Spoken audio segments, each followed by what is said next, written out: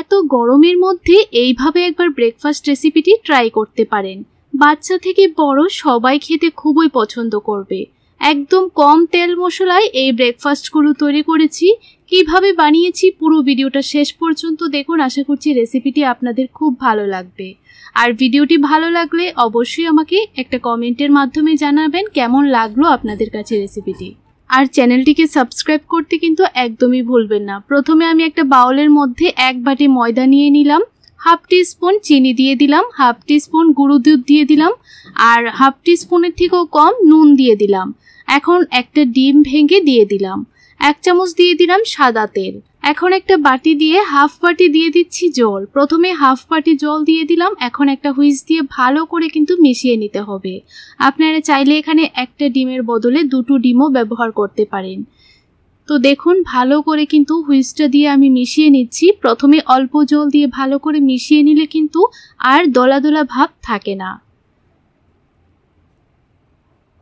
তো দেখুন বন্ধুরা ভালো করে ফেটিয়ে নিয়েছি। আর এই মিশ্রণটা কিন্তু অনেকটাই ঘন মনে হচ্ছে, তাই এখানে আরও হাফ বাটি জল দিতে হবে। আরও হাফ বাটি জল দিয়ে ভালো করে মিশিয়ে নেব। আর আমাদের এই গোলাটা কিন্তু একটু পাতলা করেই তৈরি করতে হবে। তো দেখুন ভালো করে মিশিয়ে নিলাম। ঠিক এইরকম করে কিন্তু গোলাটা আমাদের বানাতে হবে।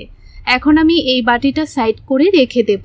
আর আপনারা মিশ্রণটা দেখেই বুঝতে পারছেন কতটুকু পাতলা বা ঘন রাখতে হবে।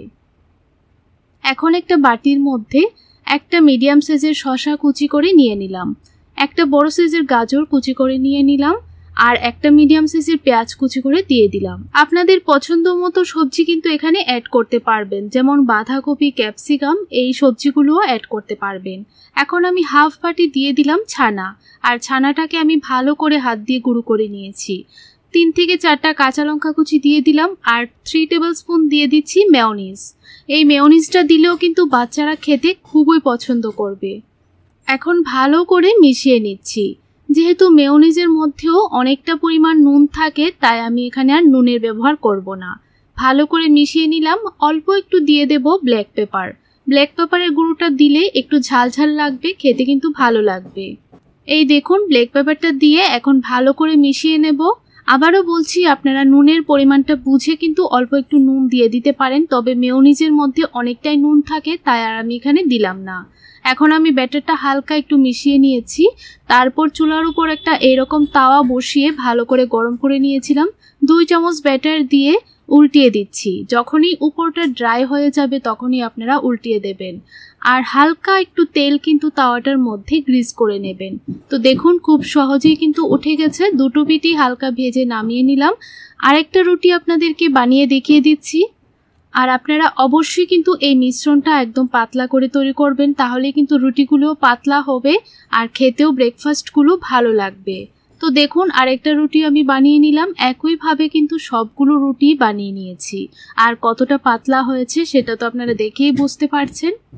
এখন একটা রুটি নিয়ে নেব, আর এই রুটিটার উপর দিয়ে দেব এই মিশ্রণটা দিয়ে ভালো করে একটু চ্যাপ্টা করে দেব।